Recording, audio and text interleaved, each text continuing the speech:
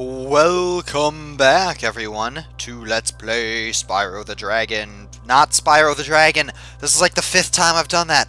Oh my god, this is Spyro 2, Ripto's Rage, man. We're going to Scorch. We're going to Saudi Arabia. We're going to the Middle East. We're gonna see caricatures of Arabic people. Maybe. Not really caricatures of Arab people. There are just enemies wearing turbans, though. And then, so we got these 2 new characters who actually come back in Spyro 3, interestingly enough. And their names are Hansel and Greta. Or Handel and Greta. I mean, like, obviously. You'll, figure out the reference. Hello, Spyro. My brother Handel and I have been sent here to blow up this castle. But Handel got caught by these evil soldiers, and I'm stuck out here. Yep. If you can open the doors that block the way, I can find Handel, and we can complete our super secret spy mission. Whatever you say, Elmer Fudd. So, I don't know, this place has got pretty cool music. And there's some of those Arabic enemies. And then you got these camels, which I think are one of the more interesting enemies in the game. They'll, like, try to bite your head or something. I don't even know. I used to think that they were difficult to fight when I was a kid, is the other thing. So there's also a really interesting skill point in this level that I remember. Basically what it is you gotta charge into all of these trees, and the first time you do it, they'll drop a coconut. And then you use, like, once you've hit all of the trees that drop coconuts, then you get the skill point. So, I don't know, it's just kind of a weird thing to do. There's also a shortcut right to the end of this level that you can use up where those gems are. Naturally, you can double jump up there. But we're going to go through this the legit way because that's the real way. So the other thing about this level is that it has my favorite fodder in the game, which is a snake in a basket. And I don't know why I like it so much. I do like snakes. But in another interesting example of enemies kind of doing weird things in their idle cycles, they will actually, they'll try to attack the fodder themselves. And that's no good. I don't like it when they kill fodder. The monkeys have escaped from the Avalar Zoo, and I've been sent here to catch them. But they keep throwing coconuts at me, and it hurts. Can you help me out? Yep. Great! Just charge the tree before I get hit. I'll be able to catch the monkeys as they fall. Follow me. Okay, I don't know what universe you fucking come from, but these things are not monkeys. These are abominations. They look like... These monkeys are so bad looking. I always thought they looked more like beans than monkeys. So, there's that. Also, this challenge actually, like, really messed me up when I was a kid. It always, like, I would take a lot of damage because they'll do that. And I would usually take 2 or 3 hits. And that guy almost hit me, too. So I would usually come out of here with green sparks. So, thanks for your help, Spyro. Whatever. Please, take this. One of the monkeys had it. not that hard. Not too bad. Not too bad. Alright, so that's another orb. Just like this world is a desert, this world's kind of a desert of orbs. Was that a gem over there that I missed? Oh no, that was just Greta. She looked like a red gem, like off in the distance because of her red dress. You know, her sexy red dress. Except she's like 5, so FBI, don't arrest me. Oh, look at all those cute little fodder. They're so derpy looking, too, those snakes. And then you gotta charge the tree, get your coconut. You know, you put the lime in the coconut, and you mix it all up. And I'm pretty sure that that song was used in a cartoon called Chalk Zone that I only very vaguely remember. Like, and because I never really watched it a whole lot, and the premise was kind of interesting. Like, it was about a kid whose name was Rudy, and he would, like, be able to enter the universe of a chalkboard by, like, drawing a circle with his magic chalk. and then he would like everything that got erased from the chalkboard would end up in this chalk universe. So I don't know, it was like kind of interesting, and I just never really watched it, so I didn't really know that much about it. But for some reason, what even got me on that tangent? Like, oh my god, that was the weirdest thing ever. Like, I started ranting about Chalk Zone, and I can't even remember what it was that I started talking about to get to it. I do, like, I don't know. What the... That... Oh my god! I just realized what happened. That asshole freaking shot the jar that exploded and damaged me. Like, I'm not even mad. That's fucking brilliant. Those are some tactics right there, man. That's crazy. Yeah. I don't know. So, there's another orb that we have to do in this world that I am not looking forward to. I think it's one of the more difficult orb challenges in this game. And all around, it's just not very fun. Well, I mean, it is kind of fun, but it's also just pretty difficult and challenging, and that's not fun because I want my video games to be easy, and I'm also kind of tired right now, even though I slept a lot, and it's not that late at night. It's only like 11:30, so this is a famous orb. It's the Bombo orb. We'll get to it in a minute here. We got to pick up the talisman first. And this is an area that I actually think is really cool.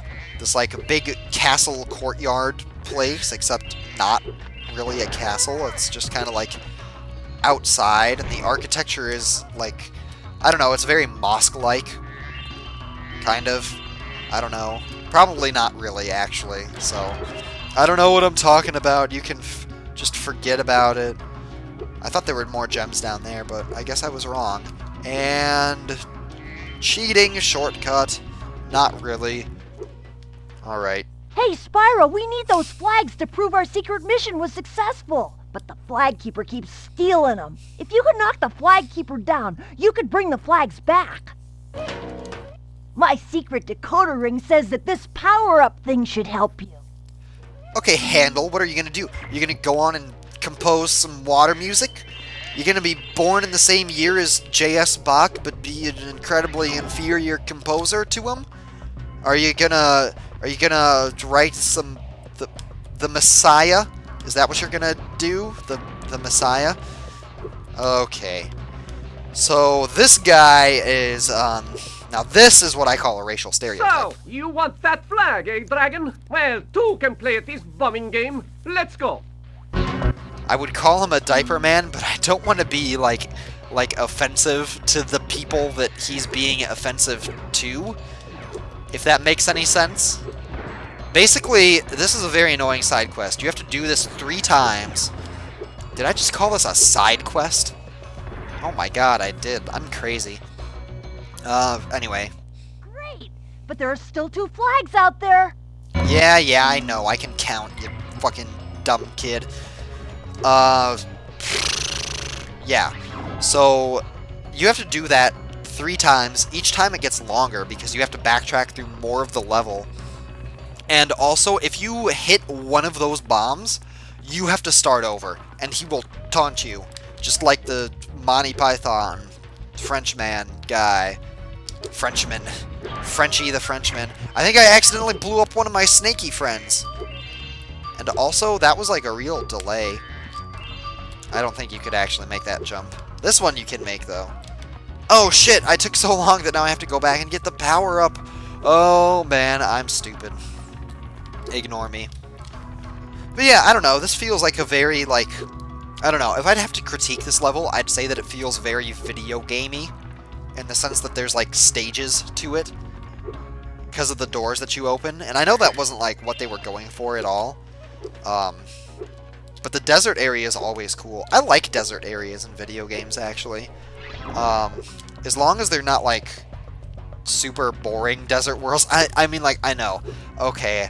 Let's back up and carefully analyze what I just said there. I said I like desert areas as long as they're well designed.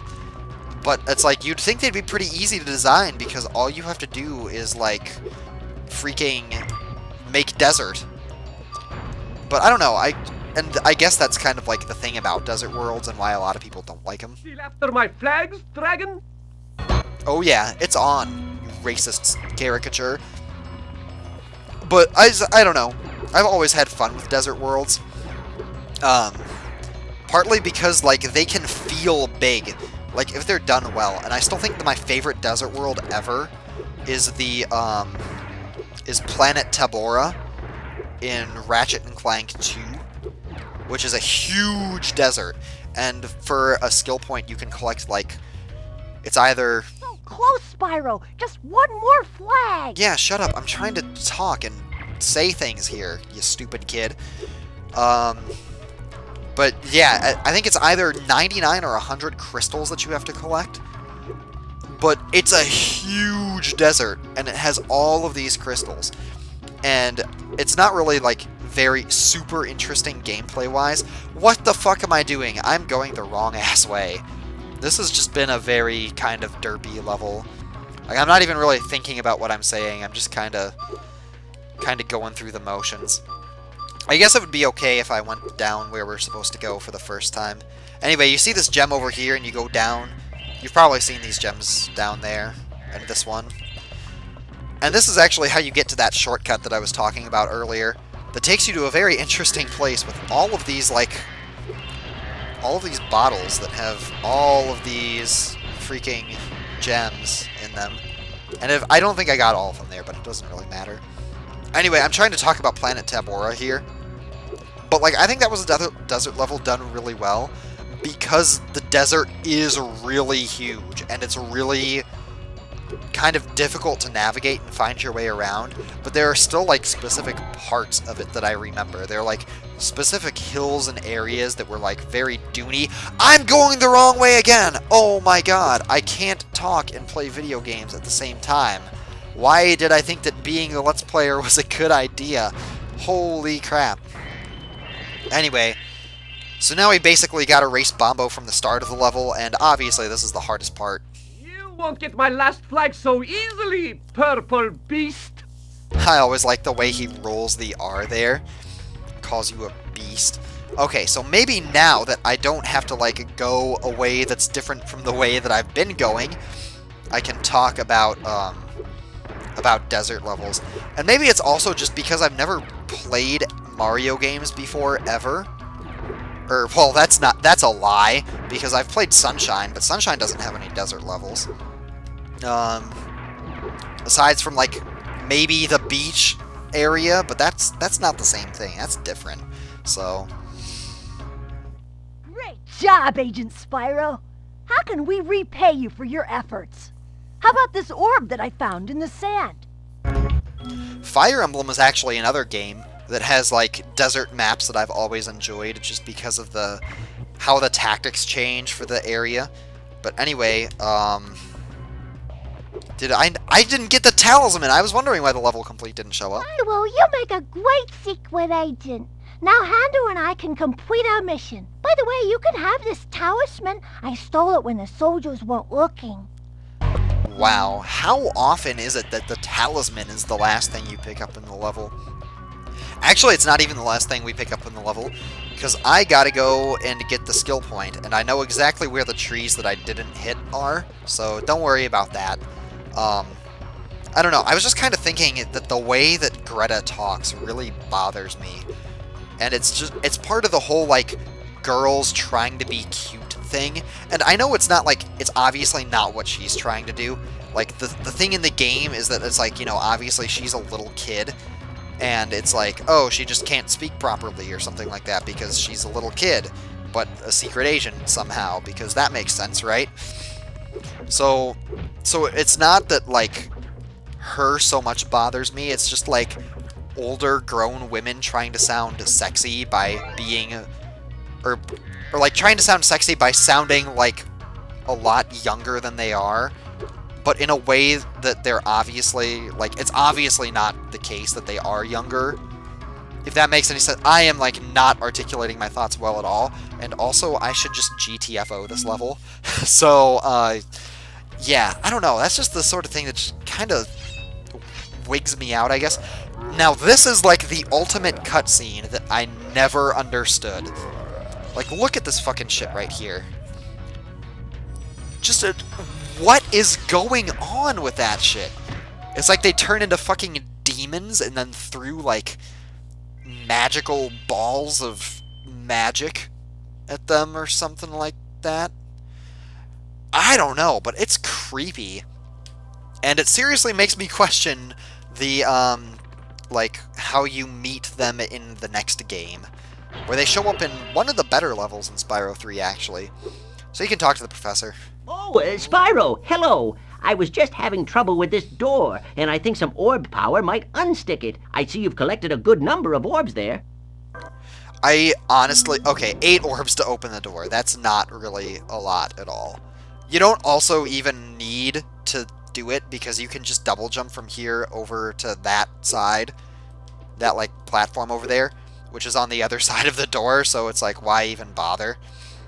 I guess I can do that double jump now, so it's like, yeah, you just go like that, and you're on the other side. And I guess since this has been a pretty short episode, like I mentioned that I feel like every episode has like every realm in this area, which is what these little worlds are technically called. They're called realms, have like sister areas. So like Fracture Hills, which is the world we're going to go to in the next episode, and Magma Cone actually have like common enemies in them. So we're going to see the Earth Shapers there. So just a little hint of things to come. And then the parallel for this one is actually in that castle. I could let you into the little castle over there in exchange for a few gems. What do you say? No. Okay, it's up to you. I hear there are lots of gems over there. Really? Man, I need to like explore more of Moneybags' dialogue because it's actually pretty funny. A lot of people hate on Moneybags for being an asshole, but I like him just because of his comments. So anyway, next time we're going to go into Fracture Hills, which is a very cool world, and actually also a world that we can't complete 100%, so yeah. We can clear out all the gems, though. But anyway, this episode's gone on for way too long. Or at least gone on in the sense that I haven't done anything in the last, like, 5 minutes at all, so... Well, I will see you next time. Thanks for watching. Have a great day. Bye.